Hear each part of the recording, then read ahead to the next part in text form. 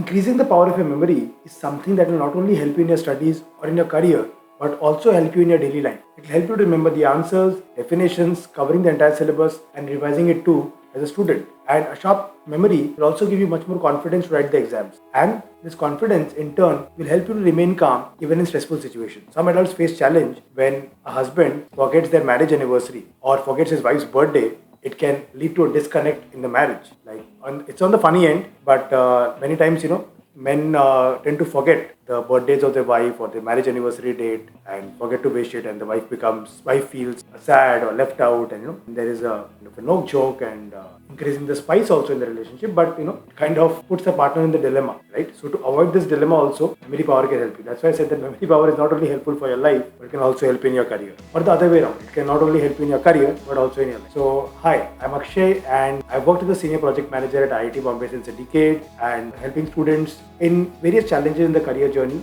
When I was working at IIT Bombay and interacting with students all over the country, coming to work there in internships, I noticed that many of the students were facing challenges in not only finding the right career path that they wanted to choose, and most of them were choosing a path based on herd mentality, societal pressure, what their friends were doing, what their parents were saying, instead of really trying to identify what is the real purpose in life, what is the problem that they want to solve, what is the potential that they have. Also, many of them are not aware about how to be ready for the 21st century, because the kind of mindset and the skill set that is required is way different than it was 20 years back. So to solve these problems, I started Career Vision Hub, where I systematically and scientifically guide students, particularly high school and college students, to explore, discover and grow in the career journey. If you want to know more about it, you can visit my website careervisionhub.com or jakshay.com, and you can also register for my next webinar. In this webinar, I'm going to decode you 3 secrets of how you can crack the career code. So what are you waiting for? Please go on the link jakshay.com, careervisionhub.com and register for my next webinar, and I'll see you there live. So let's begin our today's video. We'll be understanding more about memory power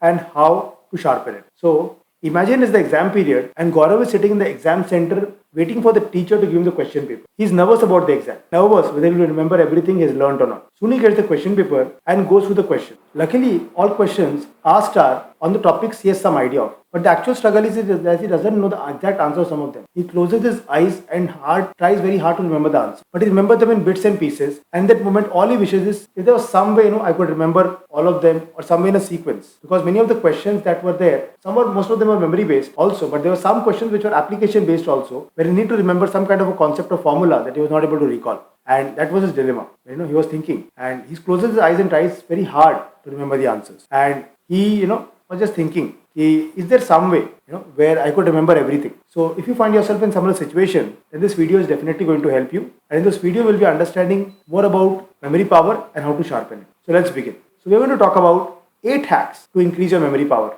Great, right? So let's begin. First is pay attention. First hack is the simplest. It is something that we often don't do. That is to pay attention. Just pay attention to whatever activity you're doing right now. Don't try to distract yourself in the name of multitasking. If you're reading an answer, pay attention. If you're keeping a book somewhere, pay attention. If you're watching this video right now, pay attention and don't be distracted. So simply try to be in the present. Focus your attention on the task at hand and it will automatically help you to remember things faster. So do not let yourself distract from what you're doing. So remember this, the next time you're doing anything, whether it is related to studies or not, try to focus your attention on the task at hand and you will definitely remember it properly. That is the first thing. Then comes practicing part and whole learning. So moving on to the second tip, which is practicing part and whole learning, is don't worry, the technique isn't as difficult as it sounds. Part and whole learning is when you break down big chunks of the chapter into smaller subsections and then learn things. For example, the whole science syllabus is divided into physics, chemistry and biology. Then the subjects are further divided into units, which gets divided into chapters. Similarly, divide the chapters into sections and the subsections and then try to learn and understand the concept. Right? Even if a particular concept is there, you can divide into sub-concepts also. That could also help in terms of practicing part learning.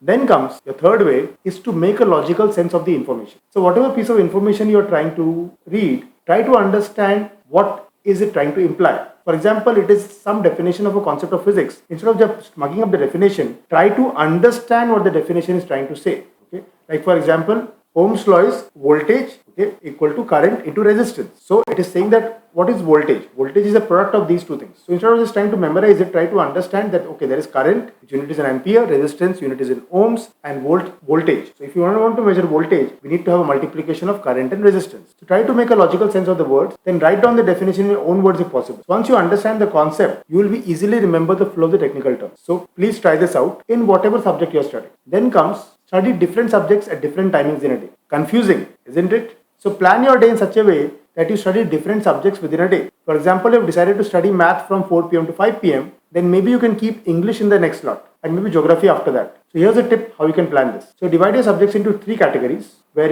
which can be first the creative subjects like English or French, okay, and then it could be theoretical subjects like history, biology, and third would be logical subjects like maths and physics. So plan your study schedule in such a way the subjects from the same category don't overlap. So in this way, you won't get bored of the subjects you are learning, plus you will be able to cover more subjects. So whatever course you are doing right now, I'm just giving this example from the point of view of a school student, but even if you are a college student, you will see that the subjects will fall in different categories. It will be creative subjects or theoretical or memory based subjects and then logical subjects. So you can divide them. It may be more or less in number. मतलब आपका एक हो सकता है किसी student के लिए 3 या 4 logical subjects हो, एक theoretical subject हो, तो whatever is possible. At least you will find 2 categories of subjects in any course, even if all 3 are not there. So you can juggle between them. That's what we are trying to say. That can help in memory power.